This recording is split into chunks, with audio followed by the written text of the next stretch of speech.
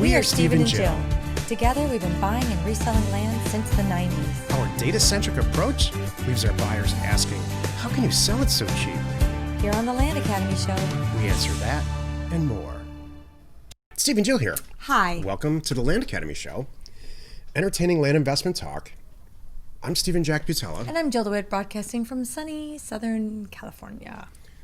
Today, Jill and I talk about the 2020 land sales marketing trends, and generally just about what's going on with the land sales in 2020, and houses, by the way. This topic gets me so excited. When I saw this on the list for today, I was just as excited as you can hear in my voice right now. You know who wrote this title? Not me. Our customer service person. Really? Mm-hmm. Oh. She said you need to address what's going on in 2020 because people are wondering, like, what's brand spanking new. Oh. So it's not my favorite topic either. I understand now.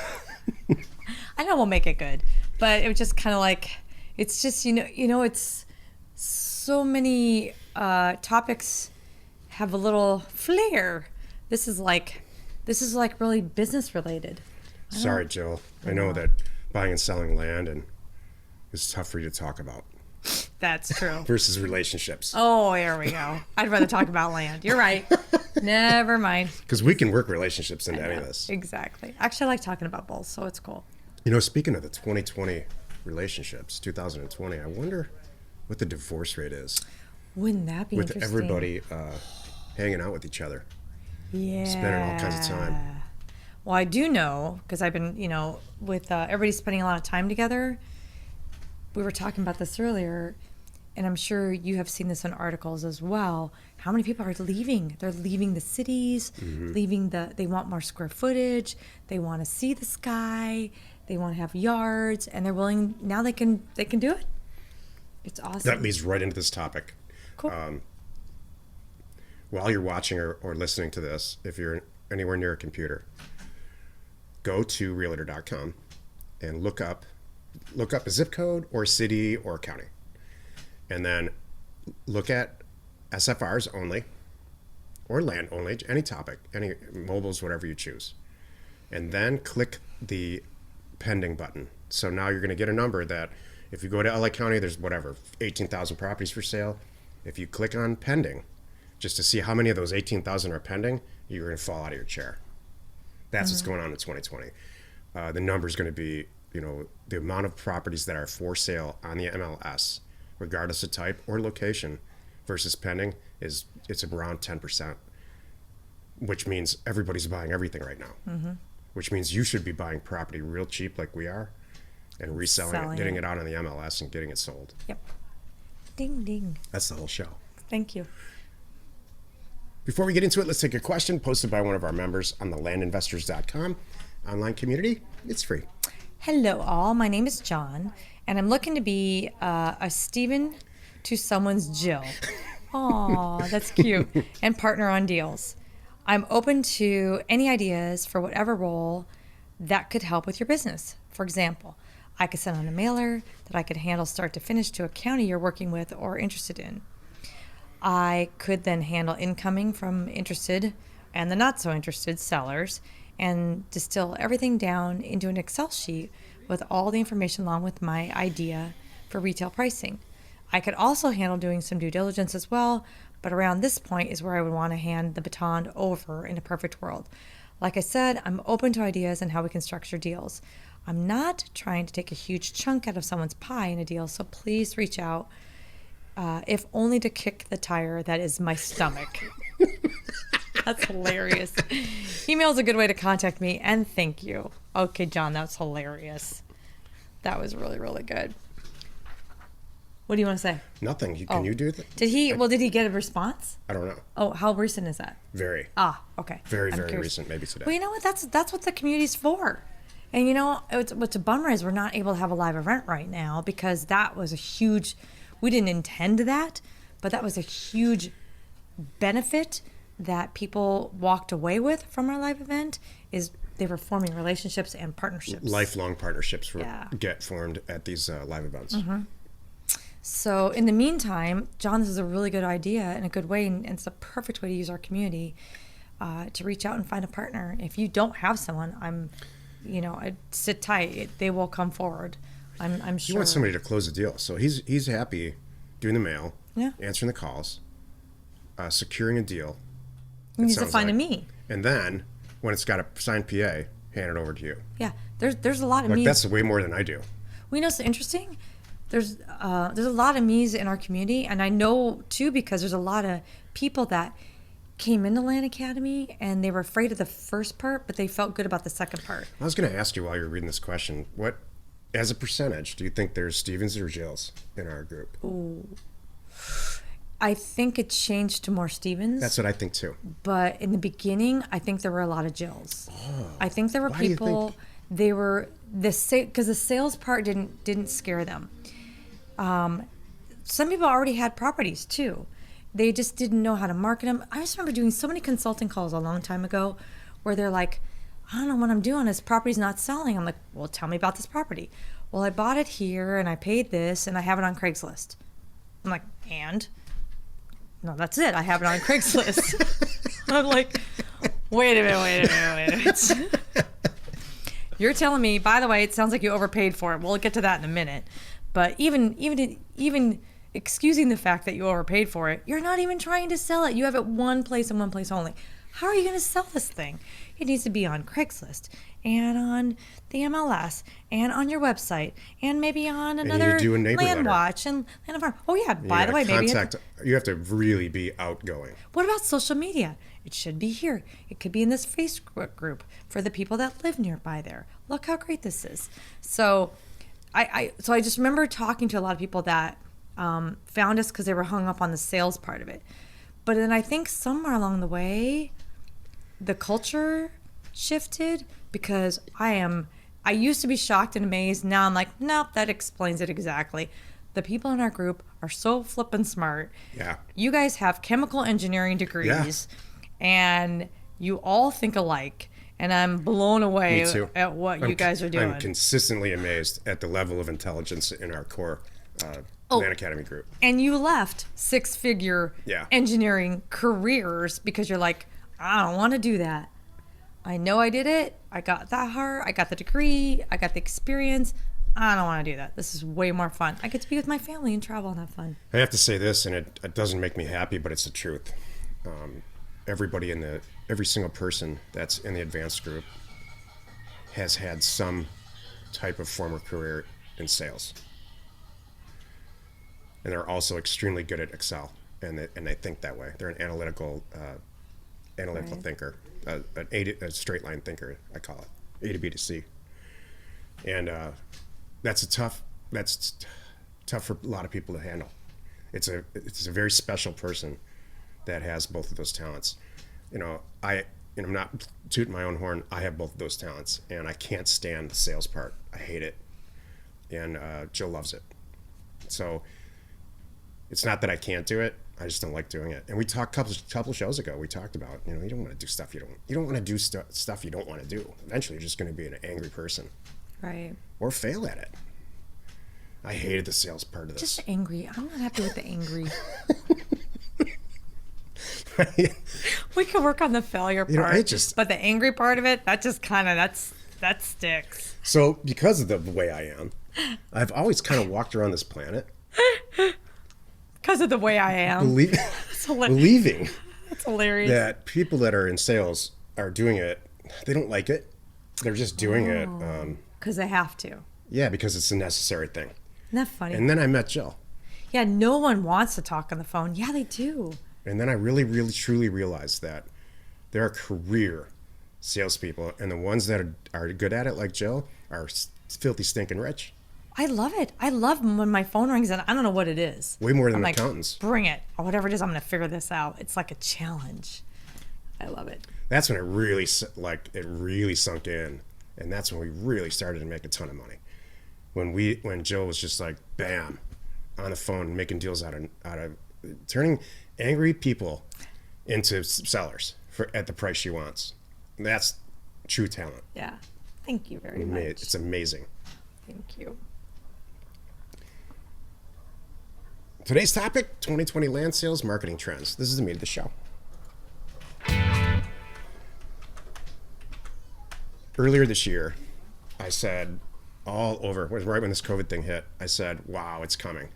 This is going to be the biggest real estate disaster this country's ever seen. And here we are, having one of the most successful years, both in land and houses, that we've ever had financially. So, and everybody else in our group is reporting that too. So what's happening with 2020 land sales, and specifically with the marketing trends, it's nothing different, except it's just better. There's more of it.